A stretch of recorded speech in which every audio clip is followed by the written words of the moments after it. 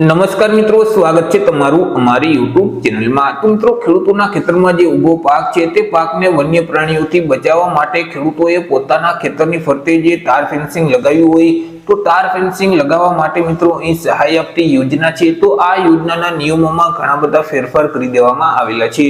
તો શું છે આ નવા નિયમો તે આજના વિડીયોમાં આપણે ચર્ચા કરીશું। પરંતુ તે પહેલા વિડીયો ગમે તો લાઈક અને શેર કરી દેજો, ચેનલમાં નવા હોય તો ચેનલને સબસ્ક્રાઇબ કરી દેજો। તો ચાલો મિત્રો વિડીયોની શરૂઆત કરીએ।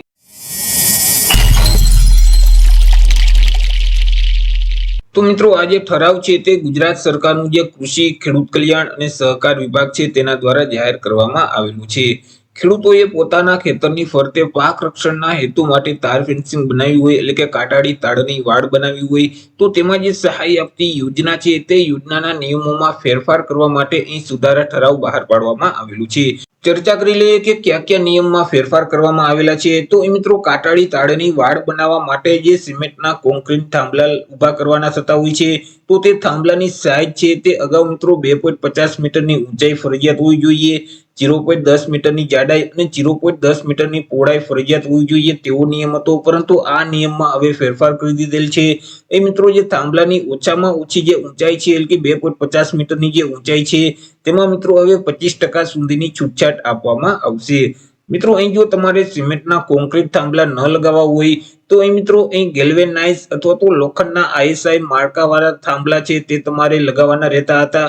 તેમની જે સાઈઝ છે તે 2.50 મીટર ઊંચાઈ, 0.04 મીટરની જાડાઈ અને 0.04 મીટરની પહોળાઈ ફરજિયાત હોવી જોઈએ અને તેમનું વજન ઓછામાં ઓછું 8 કિલોગ્રામ ફરજિયાત હોવું જોઈએ તેવો નિયમ હતો। પરંતુ તે નિયમમાં પણ હવે ફેરફાર કરી દીધેલ છે।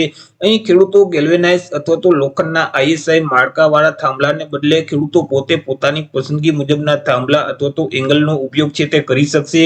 પરંતુ ખેડૂતોએ જે થાંભલા અથવા તો એંગલનો ઉપયોગ કરેલ છે તેમની જે ખરીદી કરેલ છે તે અંગેનું GST વાળું ઓરિજિનલ એટલે કે અસલ બિલ છે તે ફરજિયાત રજૂ કરવાનું રહેશે। ત્યાર પછી બીજો એવો પણ એક નિયમ હતો કે બે થાંભલા વચ્ચેનું વધુમાં વધુ જે અંતર છે તે 3 મીટર એટલે કે 9.84 ફૂટ સુધીનું જોવું જોઈએ। પરંતુ તેમાં પણ ફેરફાર કરી દીધેલ છે। અહીં બે થાંભલા વચ્ચેનું જે વધુમાં વધુ અંતર છે એટલે કે જે 3 મીટરનું અંતર ફરજિયાત હોવું જોઈએ તે નિયમ છે તેમાં પણ હવે 25% સુધીની છૂટછાટ આપવામાં આવશે। ત્યાર પછી એવો પણ એક નિયમ હતો કે દર 15 મીટરે સહાયક થાંભલા બંને બાજુએ મૂકવાના રહેતા હતા અને તેનું માપ સાઈઝ છે તે મૂળ થાંભલા મુજબનું જ રહેતું હતું। એટલે કે તમે કાટાળી તાડની વાડ બનાવવા માટે સિમેન્ટના થાંભલા તમે જે ખોડો છો તેમાં મિત્રો અહીં 15 મીટરના ગાળે તમારે જે થાંભલો આવે તે થાંભલાની બંને બાજુએ સહાયક થાંભલા છે તે તમારે ફરજિયાત ખોડવાના રહેતા હતા। અને આ જે સહાયક થાંભલા છે તે તમે જે મૂળ થાંભલા ખોડો છો તે માપના તમારે ખોડવાના રહેતા હતા। તે સિવાય મિત્રો અહીં થાંભલાના પાયામાં સિમેન્ટ કોન્ક્રીટ પુરાણ છે તે કરવાનું રહેતું હતું।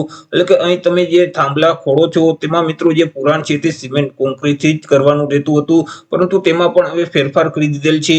એ મિત્રો, જે સહાયક થાંભલા છે અને થાંભલાના પાયામાં જે પુરાણ છે તે ખેડૂતો સ્થાનિક જમીનની પરિસ્થિતિને ધ્યાનમાં રાખી અને ખેડૂત પોતે પોતાની અનુકૂળતા મુજબ છે તે કરી શકશે। તો એ રીતે મિત્રો, ખેડૂતોએ પોતાના ખેતરની ફરતે કાટાળી તાડની વાડ બનાવી હોય અને તે વાડ બનાવવા માટે સહાય આપતી યોજના છે તો તે યોજનાના નિયમમાં ફેરફાર કરી દેવામાં આવેલા છે। આશા રાખું છું વિડીયો પસંદ પડ્યો હશે। વિડીયો પસંદ પડ્યો હોય તો લાઈક અને શેર કરી દેજો, ચેનલમાં નવા હોય તો ચેનલને સબસ્ક્રાઇબ કરી દેજો। ફરી મળીશું એક નવા ટોપિક સાથે એક નવા વિડીયોમાં। ત્યાં સુધી જય હિન્દ, વંદે માતરમ।